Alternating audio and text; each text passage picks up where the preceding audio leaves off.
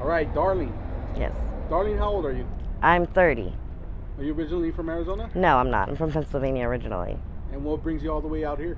I came out here with my ex-husband, and things went south with the job promotion he had, and now I'm here. What's your situation right now?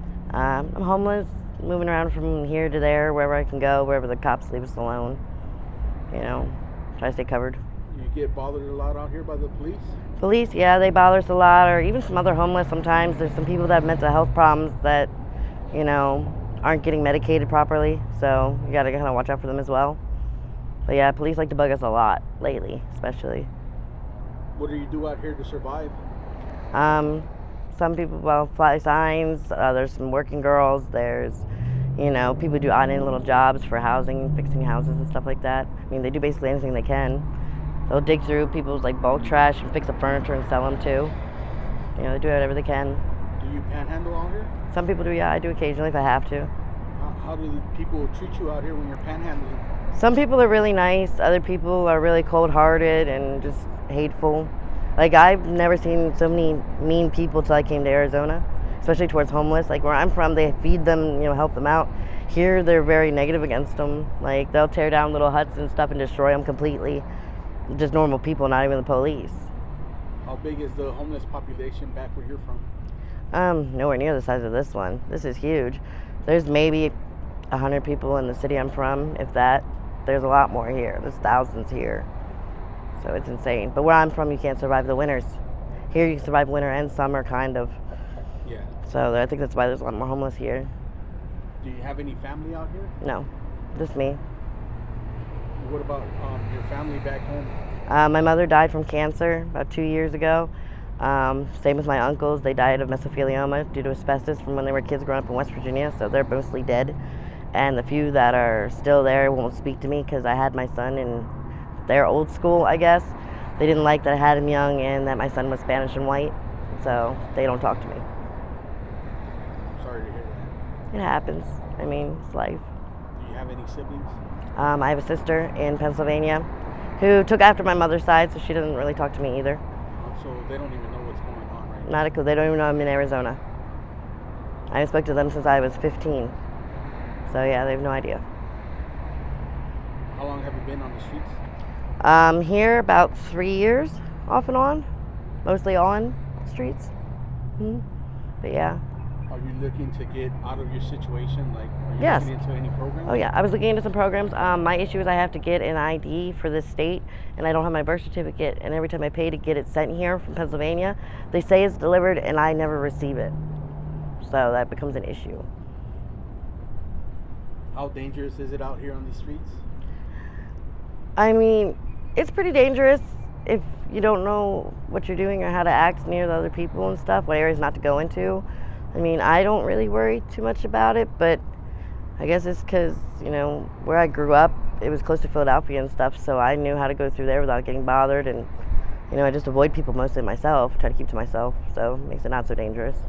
Yeah, it's tough out there in Oh, yeah. Philadelphia. Oh, yeah. It's a lot, a lot of shit going on there, so here's not so bad. As long as you keep to yourself for the most part, you're pretty safe. You mentioned you have a son. Where's your son at right now? He stays with a friend of mine here in Phoenix with her son since he's 15. She stays at his house, and every now and then when I get some money, I give it to her and help her out. Okay. Yeah, the lady he stays with, I give some money so she can help keep him okay. What does he tell you? Does he tell you that he wants you to get out of your situation? Yeah, he misses me. He wants to see me more, things like that. I don't tell him about everything going on, because he's only 15. He doesn't need to know all the details. Yeah. But yeah, he tells me he wants to see me more. He wants me to, have a house of our own and stuff like that. So yeah, he misses me. I'm mute. Nah, bro, you that dude. Bro, you got, bro, I know exactly who he is, bro. My bad, bro. Well, you're well known. I guess so. But yeah. What was I going to ask you? So, are you on any substances out here? Do you mess with any blues, any G, anything like that? Yeah, both, I guess, a little bit. It helps deal with, the cold and stuff at night, helps you go to sleep when there's so much noise and everything else going on. And during the day, it gives you energy when you can't stop and sit anywhere because police won't let you sit down for 2 seconds and you're getting yelled at to move. So really, most people who are out here aren't out here because of drugs originally. The drugs come after to help cope with being out here to start with. Yeah. Like, that's how it started with me, and I talked to a lot of people that they weren't on drugs that made them homeless. It's just after they became homeless, they started drugs to help deal with being out here. So, yeah. What do you see more of out here? Is it substance abuse or is it mental illness? It's more mental illness than anything is the reason people are out here. I mean, there's a lot of substance abuse, but you can tell that it's because of the mental illness. So they could fix the mental illness, the substance abuse would probably die down a lot.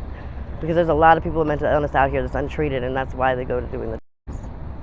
What do you think we could do to help the homeless problem that we're having out here?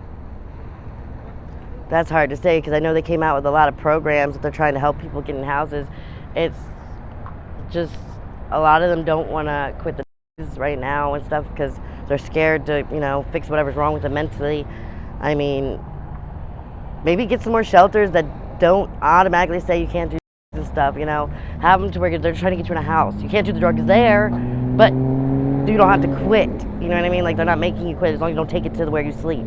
You know what I mean? They should do that. That'd help people get inside quicker, and then they could discuss getting them off once they're there. Getting them inside is the first step, and then you could discuss helping them fix the other problems. But as soon as they hear out here that they got to get clean, they get scared and don't want to get into the programs. Yeah, the majority of people they don't want to. Exactly. So if you get them in the program first, to where they have at least a home to stay in, then they'll start to see things could be better, and then they'll get off. It's just as soon as you say off the, oh no, they're scared of it, and they don't want to be inside then. But if we got them inside first, I think it would work a lot better to then we get them off after. We get them in somewhere to sleep, shower, have a bed, food. Then they'd see, okay, I don't really need as much anymore. Where do you usually stay at out here on the streets? Like, do you have a tent? I had a tent. I had a tent till someone stole my tent. But I sleep basically wherever I can that doesn't have a lot of people around, that's kind of secluded and dark. I mean, I try to stay out of alleys because they're just dirty and they're horrible. But, occasionally parks, or I find like little old houses that are for sale and go in the backyard and go sleep in the backyard till the morning, then I leave. Just try to stay out of sight, out of mind, basically. All right, well, thank you for sharing your story. I really do appreciate it. Thank you. Are you okay with me putting this on my YouTube channel? That's fine. And just in case somebody wants to reach out to you with any sort of help or donations, do you have any contact information, like an email that you want to share, or a Cash App or anything like that? Yeah, I have an email and a Cash App, I guess. My email is darling, DARLING 77 at mail, MAIL.com, and my Cash App is the $, uppercase MY, uppercase DARLING 77. All right. Thank you. All right, thank you. I appreciate it. Thank you very much.